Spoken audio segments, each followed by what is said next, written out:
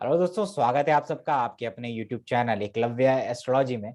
और दोस्तों आज मेरे साथ फिर से मौजूद हैं श्री श्याम कोहली जी, जिनका आपने वीडियो देखा था पिछली बार और बहुत पसंद किया और बहुत बार रिक्वेस्ट किया कि आप ऐसे सेशन के साथ दोबारा जरूर करिएगा।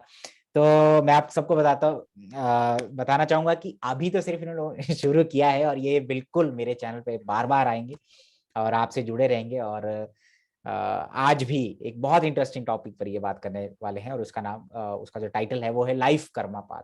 तो चलिए कोहली साहब, आपका बहुत बहुत स्वागत है एकलव्य एस्ट्रोलॉजी चैनल पर। धन्यवाद हेमराज जी, आपका बहुत बहुत धन्यवाद।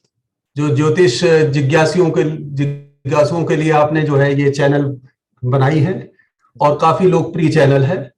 और मैंने पहली बार जो है आपके कुछ चैनल पे देखे थे और बहुत ही गहन हमें लगे और समझाने का आपका तरीका भी बहुत ही सिंपल वे से है, क्योंकि ज्योतिष को जो लोगों ने बहुत ज्यादा कॉम्प्लिकेट कर दिया है और इंटरनेट ने जो भर के रख दिया है टनों लिटरेचर, वो कहीं भी नहीं ले जाने देता है जी। एनीवे, आज का जो टॉपिक है वो है लाइफ का कर्म पाथ। ये टॉपिक थोड़ा सा गहन भी है और इसको बहुत ध्यान से समझने की जरूरत है, क्योंकि जब हमारे इसमें तीन शब्द आते हैं, लाइफ, कर्म, पथ। लाइफ मतलब जीवन, कर्म और पथ। जब जीवन की बात करते हैं तो इसके मतलब है कि जब तक हम जीवित हैं तब तक की सारी घटनाओं के बारे में ही बात हो रही है। कर्म का मतलब है कि हम क्या क्या करेंगे, हमें क्या क्या करना है। और पथ का मतलब है कि रास्ता, हमारी रोड क्या है। पिछले वीडियो में हमने इस चीज पे प्रकाश डाला था कि राहु और केतु की जो एक्सिस है वो हमें अपने जीवन का लाइफ पाथ यानी रोड मैप देती है। उसको अनजिप करते हैं तो हमें जीवन का रोड मैप मिलता है। इस रोड पे हमें चलना है। इस रोड पे जब हमें चलना है तो रोड की कंडीशन हमारी वो फिक्स हो जाती है कि रोड आपकी ऐसी है, अच्छी है या बुरी है, या उसमें कर्व है, ब्लाइंड कर्व है, या उसमें कुछ गड्ढे हैं, हम्स एंड डंप्स हैं या नहीं है, या स्मूथ रोड जो आजकल गडकरी जी ने बनवा दी है तो उस तरीके की रोड है या और किसी तरीके की रोड है। ये रोड हर एक व्यक्ति की अलग अलग है। ये कभी नहीं आप कहेंगे कि कर्म पथ जो है, जो हम लोग देख लेते हैं राहु और केतु की एक्सिस, जैसे सपोज कर लीजिए कि राहु दूसरे भाव में है, केतु 8वें भाव में होगा, बट नेचुरल है। और ऐसे ही राहु और केतु जो हैं वो हजारों लाखों लोगों के सेकंड हाउस और 8th हाउस में केतु होगा। तो ये इसका अभिप्राय नहीं है कि उस सबकी रोड पाथ एक होगी। तो रोड पाथ फिक्स तो राहु केतु ही करेगा और कोई नहीं करेगा। तो फिर ये इसकी गणना के लिए हम क्या करें, कैसे देखें? उसके लिए जरूरी है कि सबसे पहली बात है कि राहु जहां बैठा है वो उसका भाव है, वो उसका भाव है, यानी जिस हाउस में बैठा है। जो हाउस होता है वो काम तो उसी हाउस के करेगा, पर इसका ये मतलब नहीं है कि वो और काम भी नहीं करेगा, दूसरे हाउसेस के भी नहीं करेगा। क्या? क्योंकि कर्म पथ पे तो सारे हाउसेस के एक्टिविटीज होंगी, मैरिज होगी, एजुकेशन होगी, सब कुछ होगा। इसलिए जो राहु जहां बैठा होता है वो central focus point, that is the starting point. Starting point of the road is Rahu. Rahu आगे आगे चलता जाएगा और राहु जब ट्रांजिट में जाता है तो वो रिवर्स मूव करता हुआ चलता है, तो वो हर एक हाउस को स्वीप करता है। वो हर एक हाउस को स्वीप करता है। इसको मैं एक एग्जांपल से ईसर से दिखाता हूं कि ये जो चक्की है, कबीर का दोहा आपको याद होगा, चलती चाकी देख के दिया कबीरा रोड और दो पाटन के बीच में साबुत बचा न मोड़। तो एस्ट्रोलॉजी को आप बहुत ही स्वच्छंद और मुक्त होकर के अगर सीखें तो बहुत आनंद आता है। इस दोहे में भी मुझे तो एस्ट्रोलॉजी नजर आती है। मुझे एस्ट्रोलॉजी इस तरह से नजर आती क्योंकि मेरी एक आदत सी बन गई है कुछ सालों के बाद में, जब 80 के बाद में, 1980 के बाद में, तो हर चीज में मैं एस्ट्रोलॉजी ही ढूंढता रहता था। तो उससे यहां पर एस्ट्रोलॉजी क्या आती है ये देखिए। चक्की होती है, जो गांव में लोग रहे हैं वो जानते हैं, ये पुरानी टाइप की चक्की है। और इस चक्की में जो होता है, ये आपका पार्ट है, दो, अपर डिस्क एंड लोअर डिस्क, ऊपर और नीचे। और चक्की को यूं जो पीसा जाता है, अपर डिस्क जो है ये आपकी जो है शनि है, और नीचे की डिस्क है राहु। राहु जो है वो बैक चलता है, और शनि जो है ये फॉरवर्ड चलता है, और दोनों जो है वो पीसते चलते हैं कर्मों। तो शनि कर्म करता जाता है, राहु रास्ता दिखाता जाता है। तो हमारे जो कर्म पथ को है, वो सबसे पहले तो हमें रोड की जरूरत है, वो राहु केतु से हम डिसाइड करेंगे। दूसरी चीज जरूरत है कर्म करने की, उसको हम शनि से डिसाइड करेंगे। और तीसरी चीज है घटना, घटनाएं जो होंगी उस पे उन्हें कौन डिसाइड करेगा। घटना एक किसी चीज, कोई भी घटना एक तरह का जन्म है। जी बिल्कुल। कोई भी घटना हो वो जन्म है। और जन्म के लिए किसकी किसकी जरूरत है? जन्म के लिए हमें माँ और बाप की जरूरत होती है। हमारे माँ बाप हैं कौन एस्ट्रोलॉजी में? सन और मून, सूर्य और चंद्र। ये सूर्य और चंद्र हमारे माता पिता हैं। सूर्य अपना बीज डालता है, और चंद्रमा जो है उसे फ्रक्टिफाई करता है अपने अंदर रखकर। और फिर जन्म जो होता है वो कहां पे होता है? असेंडेंट में। असेंडेंट पे ही बच्चा दिखाई पड़ता है कि निकल के आ गया। तो इसके मतलब है कि हमें 3 चीजों की आवश्यकता है। पहली चीज सन, मून और असेंडेंट। हम इन तीनों को बगैर अंडरस्टैंड किए हुए हम कोई भी घटना को नहीं बता सकते, चाहे मैरिज हो, चाहे एजुकेशन हो, चाहे प्रोफेशन हो, चाहे कुछ हो। और यही वजह है कि बहुत से लोग उलझे रहते हैं कि सन असेंडेंट को लें या मून असेंडेंट को लें, या हम जो है असेंडेंट को ही मान करके चलें। सवाल यह है कि जब हम सन असेंडेंट, यहीं पर हमारे आंसर निकल के अपने आप आते हैं, हमें कहीं दूर जाना नहीं। सन असेंडेंट जो है वो हमें बताता है कि हमारे होने का कारण ये है, मैं क्यों आया। अगर बीज न होता तो मैं क्यों आता। तो सन जो है, सन असेंडेंट से किसी घटना के होने का कारण का पता चलता है। अगर कोई आपके साथ में कोई गलत घटना हुई है, तो आप फिर जो है असेंडेंट के बजाय सन असेंडेंट से देखिए कि उसका कारण क्या था, कि ये घटना हुई क्यों है। हम जो है उसी के ऊपर ट्रांजिट और वो सब लगा लगा करके और घूमते रहते हैं, परंतु हम उसमें नहीं जाते हैं कि आखिर घटना हुई क्यों। और अगर उस घटना से जो प्रोडक्शन हुआ और उसमें लॉस हो गया, हमें मान लिया कोई फैक्ट्री हमने लगाई और फैक्ट्री का प्रोडक्शन हमारा खराब हो गया, चाहे मिल्क की फैक्ट्री है, चाहे कोई भी फैक्ट्री है, चाहे फर्नेस की फैक्ट्री है, चाहे कोई प्रोडक्ट बन रहा है फैक्ट्री में, और प्रोडक्ट खराब हो गया। अब हम परेशान है, प्रोडक्ट खराब हो गया तो भाई देखते रहे कि कौन सी दशा चल रही है। वो कुछ नहीं, प्रोडक्शन कौन करता है? सिर्फ एक प्लेनेट है, मून। मून की ही ड्यूटी है प्रोड्यूस करके देना, और इसके अलावा कोई नहीं प्रोड्यूस कर सकता। तो मून असेंडेंट को पकड़िए और देखिए, अगर कोई चीज का प्रोडक्शन अच्छा हुआ या खराब हुआ तो वो मून बताएगा आपको, और जो प्रोडक्ट या घटना सामने आएगी वो असेंडेंट बताएगी। तो मेरा तो मानना यह है, बाकी विद्वत जन बहुत हैं तो वो लोग जो है इस पे प्रकाश डालेंगे डेफिनेटली, और हमें अच्छा लगेगा कि हाँ, नहीं, लोगों के प्रकाश। देखिए ऐसा है कि मेरा तो ये मानना है कि ये इंटरेक्शन है। ज्योतिष जो है, हम एक, जैसे आप दही डाल देते हैं मिक्सी में, और जब मिक्सी चलाते हैं, इंटरेक्शंस होते हैं, तभी तो बटर निकलता। तो ये जो है सार्थक जो है सजेशंस, और सार्थक जो है सोचना, एक दूसरे से इंटरेक्ट करना, ये बहुत, इसीलिए हम लोगों के पुराणों में पहले प्राचीन काल में ज्ञान चर्चा का एक विषय होता था। शिव पुराण में आप देखिएगा कि शिव जी जो है कभी कभी बैठ करके ऋषियों के साथ में ज्ञान चर्चा किया करते थे। तो वो ज्ञान चर्चा का भी बहुत बड़ा महत्व है। अब हम आते हैं प्रैक्टिकल हॉरोस्कोप्स की तरफ जी, और देखते हैं कि क्योंकि ये सारी चीजों के लिए अब हमने ये निश्चित कर लिया कि हमने राहु केतु देखना है, हमने सन मून असेंडेंट देखते हैं, हमें सैटर्न को पकड़ना है जो कर्म कर रहा है, और उसके बाद हमारी रोड जो है, उस रोड पे हमारी ये लाइफ का व्हीकल है, ये व्हीकल चलेगा।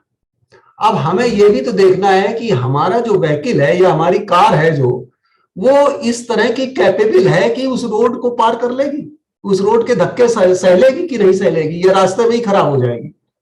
तो इसलिए उस व्हीकल को जो है वो हमारे पंचभूत यानी मंगल, बुध, बृहस्पति, शुक्र और शनि, उनमें शनि सबसे इंपॉर्टेंट इसलिए है कि शनि होता है स्ट्रक्चर, ढांचा। हमारी बॉडी का भी ढांचा जो है हड्डियों का है, उसके ऊपर ही आप देखिए कि वो फैट, वो मांसपेशियां होती है तो मार्स उसके ऊपर आ जाता है, उसके ऊपर जो है फैट चढ़ता है तो जुपिटर आ जाता है। जो लोग हेल्थ एस्ट्रोलॉजी को ध्यान से पढ़ते होंगे तो वो ये जान लेंगे कि ये जो शरीर है उसमें पांचों तत्व तो कहां कहां बॉडी में किस किस तरीके के, किस किस प्रोपोर्शन के हैं, तो वो उसको निकाल लेंगे। बहुत बढ़िया जी। आगे हम आते हैं एक इस चार्ट के ऊपर जी। तो अब यहां पर जो सबसे पहले हम देखते हैं कि इस चार्ट में हमें रोड पाथ कहां दिखाई पड़ता है। रोड पाथ हमारा राहु और केतु की एक्सिस बताती है, यानी इसका जिंदगी का मेन फोकस सेकंड हाउस पे हो। और डिस्चार्ज पाथ, केतु हमारा डिस्चार्ज पाथ है, या पास्ट से जो नॉलेज लेके आए हैं या कूड़ा करकट लेके आए हैं वो निकलेगा यहां आकर, इस हाउस में हम डिस्पोज करेंगे। हमारा डिस्पोजल बैग है ये, Ketu is our disposal bag, जो पास्ट से लेके आए हैं। वो समय समय पे वो अच्छा भी हो सकता है, खराब भी हो सकता है। जैसे आपने देखा होगा कूड़ा जो हम घरों में डाल देते हैं उसमें कई काम की चीजें भी डाल देते हैं, फिर बाद में जो है वो नहीं मिलती है तो बाद में हम उसको ढूंढते हैं और उसमें से हमें जेम्स एंड ज्वेल्स भी मिल जाते हैं कई बार जी। तो सबसे पहले जब राहु हम सेकंड हाउस में है तो सेकंड हाउस हमारा डिनोट करता है बेसिकली वेल्थ को, फैमिली को, वेल्थ को डिनोट करता है। अब वेल्थ क्या है? वेल्थ हमारी दोनों तरीके की है, एक है वेल्थ हमारी मटेरियल की और एक है नॉलेज की। एक के गुरु शुक्राचार्य हैं, एक के गुरु हमारे बृहस्पति हैं। ये दोनों जो हैं गुरु बृहस्पति। अब आता है कि हम डिसाइड कैसे करें कि ये शुक्राचार्य की तरफ जा रहे हैं या आपके उसके मटेरियल या स्पिरिचुअलिज्म की तरफ जा रहे हैं। तो सबसे पहले बात यह है कि अब देखिए कि हमें रोड मिल गई तो हम अपने व्हीकल को पकड़ के देखें कि भाई हमारा व्हीकल क्या कह रहा है। हमारा एसेंडेंट कहता है कि सेजिटेरियस है, जुपिटर की तरफ उसका रुझान है, सेजिटेरियस है, 9 साइन सेजिटेरियस है। इसके मतलब है कि धन जो है वो गुरु की पोजीशन पे है, इसका काम है जीवन में बोलना, प्रवचन देना, उपदेश देना as a teacher. Jupiter is a teacher and Mercury is a student, basic चीज है। तो इसके मतलब है कि बॉडी उसकी इस काबिल है कि वो जो है जुपिटर को सहन कर रही है, वीनस को नहीं सहन कर रही है। वीनस 2 और 7, 6th एंड 11th का लॉर्ड है, इसलिए वीनस के माफिक है ही नहीं। अब जनरल वे से आप देखेंगे द्वितीय शनि, शुक्र उसका मित्र है, उसके साथ बैठ गया, राहु जो है मटेरियल से भर देगा। क्या भर देगा? क्या भर देगा? ये जो जनरल मेथड से देखने की जो प्रैक्टिस है, हमें थोड़ी सी उसमें सुधार लाना बहुत जरूरी है। तो अब इसमें यह निश्चित हो गया कि इसका जो है रुझान नॉलेज की तरफ होगा। अब हम इसको और एक्सप्लोर करते हैं थोड़ा सा, मतलब है कि सारे पॉइंट्स तो नहीं कवर कर पाऊंगा, पर यह है कि कुछ पॉइंट्स और कवर करता हूं। ये कह रहा है कि जो क्यों रुझान होगा, या तो वो नॉलेज की तरफ उसके पढ़ने का एप्टीट्यूड तो होना चाहिए, तभी तो वो नॉलेज की तरफ जाएगा। जानने की इच्छा होनी चाहिए। हमारे नॉलेज गेन करने के बेसिकली 3 हाउसेस हैं। थर्ड हाउस है हमारा क्वेरी का हाउस, डिजायर टू नो, हमें जानने की इच्छा है। दूसरा देखिए यहां मून बैठा है, मून है लॉर्ड ऑफ फेथ, यानी वो उसको जो है वो बहुत सी मिस्टीरियस, सीक्रेट और इस तरीके की चीजों की जानने की इच्छा है, बहुत इच्छा है। और देखिए 2 इनोवेटिव हाउसेस 2 ही हैं, एक 8 और 11। 8 और 11 का साइन अगर आपके एस्ट्रोलॉजर्स के लिए मोस्टली बहुत इंपॉर्टेंट है। 8 और 11, 8 में ये तहखाने से निकाल के ले आते हैं। 8वां हमारा तहखाना है नीचे का, तहखाने से नीचे बेसमेंट से निकाल के ले आते हैं। और 11 जो है वो हवाओं में बिखर जाना। 11वां एक्वेरियस मतलब है हवाओं में बिखर जाना, जो नीचे से ला करके हवाओं में बिखेर दिया। ये जो है ये 2 साइन बहुत इंपॉर्टेंट है। इसके बाद हम दूसरा रुझान देखें कि स्टूडेंट बनता है, कोई भी पढ़ता है तो वो स्टूडेंट होता है, चाहे कितना भी विद्वान क्यों न हो, वो स्टूडेंट ही होता है। अब स्टूडेंट का प्लेनेट सिर्फ एक है, मरकरी। अब मरकरी यहां बैठा है 4th हाउस में, विद्या के घर में, नॉलेज के घर में। 4th हाउस हमारी बाउंड्री से घिरा हुआ है, यानी स्कूल या घर के अंदर चार दीवारी के बीच में बैठा हुआ। अब जो जनरल लोग देखेंगे कहेंगे नीच का बुध, नीच का बुध विद्या देगा ही नहीं। अरे भाई तुम ये समझो कि 12 साइन जो है ये किसका साइन है? गुरु का है। गुरु के 2 साइन है, एक साइन है 9, एक है 12। इन जनरल कुंडली में देखें हम तो 9th हाउस और 12th हाउस। 9वां साइन जो है उपदेश देने का है, फीलिंग, बैठ करके अपने गुरु की सीट पे उपदेश देना। अब उपदेश देता है तो टीचर जब उपदेश देता है, स्टूडेंट्स अगर कोई बहुत ही इंटेलिजेंट हुआ उससे प्रश्न कर बैठा कि गुरुजी ये बताइए, अब गुरुजी को तो पता नहीं है, अब वो क्या करे? अच्छा बेटा कल बताएंगे तुम्हें, यही ज्यादातर जवाब मिल जाता है कि कल बताएंगे तुम्हें। बहुत सारे एस्ट्रोलॉजी के जो कोर्सेज होते हैं ना, तो दे टोल्ड या दे सेड कि भाई ये तो आपको अगले कोर्स, इसके लिए आपको दूसरा कोर्स करना पड़ेगा, दूसरा कोर्स करना पड़ेगा। तो अब क्या करता है कि गुरु तो गुरु है, गुरु की सबसे बड़ी चीज क्या है कि गुरु सच बोलता है। जो सच्चा गुरु होगा सच बोलेगा, truth to himself and truth to the world. तो वो क्या करता है, उसके पास में 2 कमरे हैं, घर कहिए, यहां बैठ करके तो बाहर आकर के उपदेश दे गया, अंदर कमरे में 12वें में चला गया, साधना कक्ष में, वहां जाकर के सोचने लगा कि यार ये क्वेश्चन तो हमारी समझ में आया नहीं, अब कैसे क्या करें, कहां जाएगा, साधना करेगा।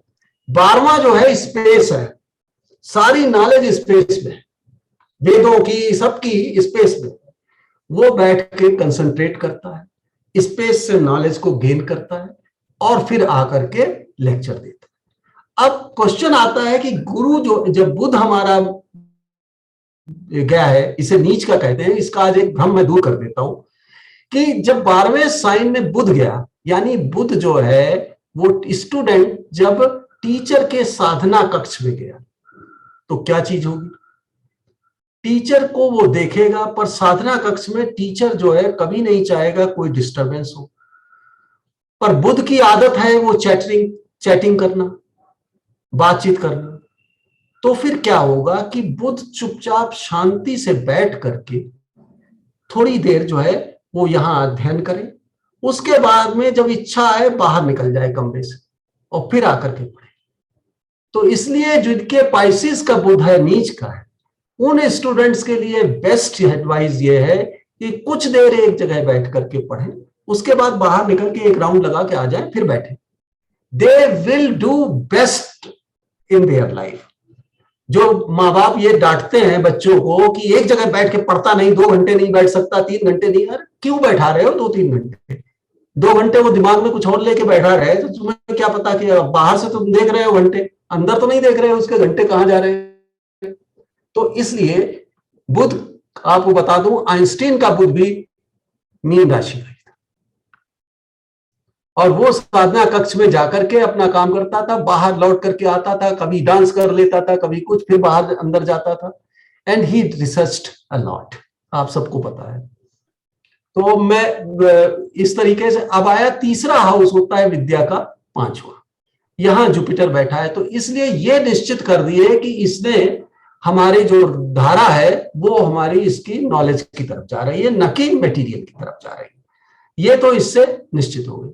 अब सवाल है कि राहु की सेकंड हाउस में ये जो अर्थ त्रिकोण है, ये वाला आपका 2, 6, 10 का, इसमें बहुत सी लेन्स हैं, सैकड़ों लेन्स से पैरेलल चल रही है। हमारी कोई एक लेन है, वो यहां पर है। वो कौन सी लेन है, वो तो हमें जो है उस पॉइंट को पकड़े ना। यहां से 0 से 30 डिग्री में तो हम, ऐसा नहीं है कि पूरी सड़क पे हम ही चलेंगे यूं यूं घूम करके। हमारी एक लेन तो फिक्स होगी। अब वो फिक्स लेन कौन देता है? वो फिक्स लेन देता है नक्षत्र। वो फिक्स लेन हमें नक्षत्र देगा। राहु का नक्षत्र यहां देखिए रोहिणी है, मून है। Rohini ruled by moon. Sir तो यानी श्रवण में हो सकता है सर, सॉरी राहु, हाँ श्रवण, सॉरी श्रवण में है। ये एक्चुअली गलत आ गया है चार्ट, ये गलत आपका हो गया, ये चार्ट गलत आ गया, वो श्रवण में है। तो Shravan is ruled by the, हाँ इसको हटा दीजिएगा। Shravan is ruled by the moon, वो मून से रूल्ड है। इसके मतलब है कि मून जो कहेगा वो मानेगा। राहु को जिसके सड़क पे चलना है, उस सड़क के मास्टर को वो नहीं डिफाई कर सकता। मून क्या कह रहा है? यहां बैठा है मून, वही लॉर्ड ऑफ फेथ है, तो कह रहा है कि भाई तुम्हारा तो यही रास्ता है, तुम्हें यही चलना है जी। तो ये एक तरीके से राहु केतु हमें लेन फिक्स करके हमें बता देते हैं। उसके बाद में आता है अगला रोल, आता है फिर शनि का। उस शनि को भी जो है वो हम एक एग्जांपल से थोड़ा सा ब्रीफ में देंगे, क्योंकि वो बहुत डीप है। क्योंकि इसके लिए जरूरी है कि हमें हाउस, साइन, प्लेनेट और नक्षत्र, इन चारों की अच्छी जानकारी होनी चाहिए। बिल्कुल, ये सुपरफिशियल जानकारी, हाँ जी, बहुत समय लगेगा जी। आप एग्री करते होंगे इस बात से कि सुपरफिशियल जानकारी से नहीं काम बनता, नहीं बनता कि वो अच्छा केतु 4th हाउस में होगा तो इसके पड़ोस में कोई मेंटल आदमी। इसलिए मैं कभी भी नहीं बोलता हूँ, कभी भी जो फेसबुक पे मैं बहुत कम जाता हूं, पर कभी भी जो होता है, जो इस तरह के क्वेश्चन आते हैं कि मेरा मंगल 5वें में क्या होगा, मैं कहता हूँ हाथ जोड़ता हूँ, मेरा कुछ नहीं पता। ये हमारे प्रेसिडेंट अब्दुल कलाम का हॉरोस्कोप है, मैं इसको सही मान के चलता हूँ हॉरोस्कोप। वैसे तो आप के पास में भी अपना हॉरोस्कोप लगा करके भी देख सकते हैं, कोई वो नहीं। यहां पर जो है राहु केतु की तो एक्सिस आपको मैंने बता दी कि कैसे डिसाइड करनी है। अब शनि का हम रोल देखना चाहते हैं यहाँ पर जी। हाँ, तो शनि यहां पर 6th हाउस में। शनि क्या है कि शनि हमारा वो कर्म है जो हमें बंधुआ मजदूर की तरह करना है, लॉन्ग आवर ड्यूटी करनी है। और मंगल वो है जहां हमारी इच्छा है, डिजायर है, हम उत्सुकता से काम करते हैं, वो मंगल है। और जहां हमें बंधुआ मजदूर है, वो है Shani. This is the basic difference between Mars and Saturn. तो अब जो है, अब क्या है कि शनि जो है 6ठे हाउस में, 6ठा हाउस जो है कन्फ्लिक्ट का हाउस, चाहे किसी तरीके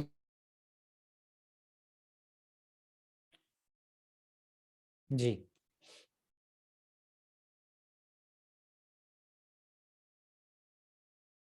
की भी कन्फ्लिक्ट हो, चाहे रोग की हो, प्रॉब्लम सॉल्विंग। देखिए साइन जो है, क्योंकि हम इस कदम रखते ही हमें सेजिटेरियस की सॉइल मिली। सेजिटेरियस की सॉइल तो है बेसिकली नॉलेज की और सॉइल है जी। अब नॉलेज में बहुत सी चीजें यहां पर है। जब धनु राशि को हम देखते हैं तो बहुत सी चीजें निकल के आती हैं कि ट्रेवल्स भी होती है, यूनिवर्सिटी की लेक्चररशिप भी होती है, एडमिनिस्ट्रेशन भी होता है, ये बहुत सी चीजें हैं। उनको एक एक को पकड़ करके हम तब सही पहुंचते हैं कि हाँ इनमें से कौन सा होगा। इसीलिए एक हाउस से हम कैसे देखें कि ये एग्जैक्टली कौन सी चीज होगी। यहां हम उतने डीप में न जाकर के हम सिंपल सा वेल लेते हैं कि धनु राशि में है, और धनु राशि के नक्षत्र को पकड़े तो हमें बहुत सी चीजें कट जाती हैं, और नक्षत्र हमें काफी क्लियर बता देता है कि ये एरिया है जिसमें आप देख लो, छांट लो इसी एरिया में। मतलब एक शेल्फ हमें दे दी कि भाई इसी में से छांट लो, तुम्हारे काम यहां है। अब इनके जो है शनि देखिए, ये पूर्वाषाढ़ा में, पूर्वाषाढ़ा नक्षत्र के 4थे चरण में।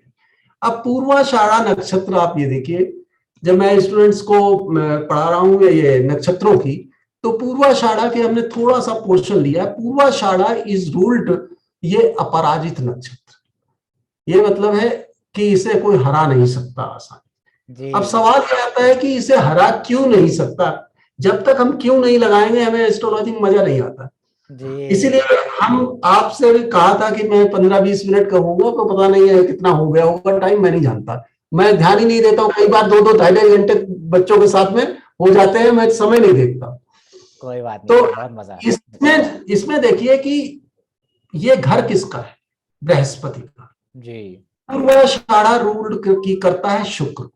जी बृहस्पति और शुक्र, दो गुरु एक साथ बैठे हैं इस नक्षत्र, बृहस्पति और शुक्र। हमें याद है शिव पुराण का, वो जब रावण ने सारे ग्रहों को कैद कर लिया था, तो देवगुरु गए थे और पराजित हो गए, शुक्र भी गया तो पराजित हो गया। जब दोनों मिलकर के गए तो उन्होंने माया जाल उसका तोड़ करके और सभी को रिलीज किया था। शनि जो है वो उसकी लेम हो गया था, 12th हाउस में ट्रांजिट कर गया था। ये किंवदंती है, पर किंवदंती क्या, माइथोलॉजी से हम एस्ट्रोलॉजी को निकालते हैं लोगों को समझाने के लिए। हो सकता है कि उस जमाने में इस तरह की कहानियां दी जाती जी तो इसका मतलब है कि जहां ये जुपिटर और वीनस इकट्ठे हो गए, वहां तो अभेद किला है, उस किले को कोई आसानी से निकाल नहीं सकता। जी अब आता है दूसरी बात है कि इसकी एनर्जी, ये जो है ये धनु है, धनुष, आर्च। और आर्च पिछले जमाने में क्या होता था, जब लड़ाइयां होती थी तो वो धनुष बाण से ही होती थी। तो इसके मतलब है कि ये एक इंस्ट्रूमेंट था, और धनुष जब चलाते हैं तो वो ट्रेजेक्ट्री में जाता है और हिट करता है जाकर के। आज के जमाने में वो मिसाइल, आज के जमाने में वो ट्रेजेक्ट्री मिसाइल है। जी तो सभी जानते हैं ये मिसाइल मैन थे आपके अब्दुल कलाम आजाद, जिन्होंने मिसाइल के ऊपर बड़ी रिसर्च की थी और मिसाइल मैन है। हाँ। और इसका तीसरा जो है एनिमल है मंकी।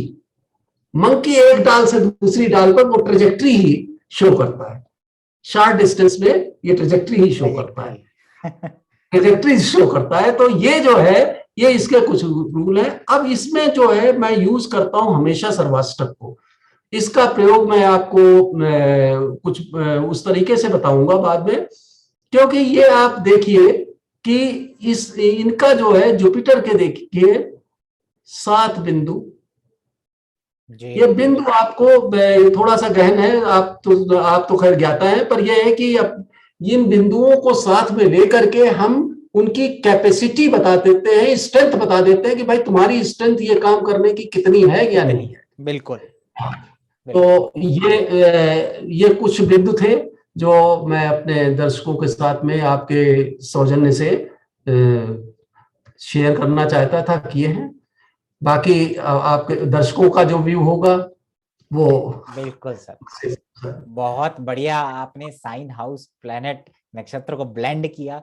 शनि धनु राशि में, शुक्र के नक्षत्र में मिसाइल मैन वो क्यों बने, क्योंकि उनका कर्मा जोड़ा हुआ था। उनका देखिए 6th हाउस प्रारब्ध का जो हाउस होता है वही धनु राशि में शनि शुक्र के नक्षत्र पूर्वाषाढ़ा में बैठे हुए, जो कि वॉर डिक्लेयरिंग वॉर और उससे सब से जुड़ा हुआ है। तो बहुत बढ़िया सर, बहुत चीजें समझ में आई। तो बहुत बहुत धन्यवाद sir. Okay sir, thank you very much. है धन्यवाद सर। चलिए, प्रणाम। ओके।